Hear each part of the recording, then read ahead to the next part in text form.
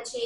વડોદરાના હરણી લેક ઝોનની હોડી દુર્ઘટનાને લઈ સામાજિક કાર્યકરે અર્ધનગ્ન થઈ છાતી પર ન્યાય આપો લખાવ્યું। 300 મીટર ગુલાટીઓ મારી મૃતકોને શ્રદ્ધાંજલિ આપી ગત 28 જાન્યુઆરીના રોજ વડોદરાના હરણી લેક ઝોનની હોડી દુર્ઘટનાને લઈ સમગ્ર ગુજરાત હચમચી ગયું હતું। હોડી દુર્ઘટનાને 12 માસૂમ બાળકોને 2 શિક્ષકના મોત નિપજ્યા હતા, પરંતુ ઘટનાનો 1 મહિનો વીતી ગયો છતાં પણ મૃતકોના પરિવારજનો ન્યાય માટે તરસી રહ્યા છે। જો કે કોર્પોરેશન દ્વારા 28 દિવસ બાદ 6 અધિકારીઓને નોટિસ આપીને 1 અધિકારીને સસ્પેન્ડ કરવામાં આવ્યો છે, પરંતુ સ્કૂલ સંચાલકો સામે કોઈ પણ જાતની કાર્યવાહી ડીઈઓ દ્વારા કરવામાં આવી નથી, માત્ર નોટિસ પાઠવવામાં આવે છે। ત્યારે સામાજિક કાર્યકરે હરણી લેક ઝોનના મુખ્ય ગેટથી અર્ધનગ્ન થઈ છાતી પર ન્યાય આપો લગાવીને દુર્ઘટના સ્થળ સુધી પહોંચી મૃતકોને શ્રદ્ધાંજલિ આપી છે।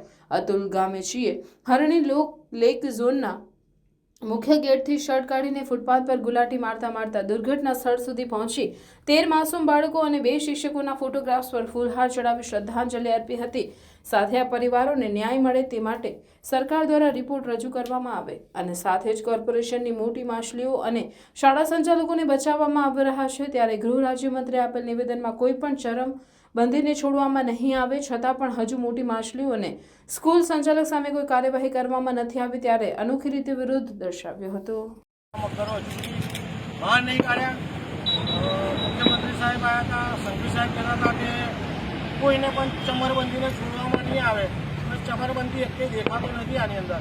એટલે આપણે 12 બાળક 2 શિક્ષકોને ન્યાય મળે, વારંવાર કે જે પૈસા આપ્યા, નાણાં આપ્યા, એ બધી વાત બરાબર છે, પરંતુ આના માટે વડોદરા મહાનગરપાલિકાના અધિકારીઓ બી એટલા જવાબદાર છે, સત્તાધીશો બી એટલા જવાબદાર છે, શાળા સંચાલકો પણ જવાબદાર છે, પરંતુ હજુ સુધી કંઈ કાર્યવાહી કરવામાં આવતી નથી। આજે 1 મહિનો થવા પણ રાજ્ય સરકાર રિપોર્ટ પણ જાહેર કરતી નથી। એટલે ક્યાંક ને ક્યાંક કહેવાય કે જે નાના માસૂમ ભૂલકા કશું જોયું નથી, એમના અહીંયા મૃત્યુ થયા છે। તો આવા સંજોગોમાં આજે જોવા જઈએ તો મેયર સાહેબથી માંડીને ધારાસભ્ય તમામ લોકો ગાંધીનગર કંઈ ગયા છે રૂટ પર, અત્યારે ન્યાય અપાવવાનો છે। સભામાં પણ હજુ સુધી કોઈ ઉલ્લેખ આનો કરવામાં નથી આવ્યો કે બાળકો માટે શું કરીશું। આ તમામ બાબતોને લઈને આજે લેક ઝોનથી આપણી બોર્ડ ઉઠી હતી ત્યાં સુધી ગભરતા જવાનું છે।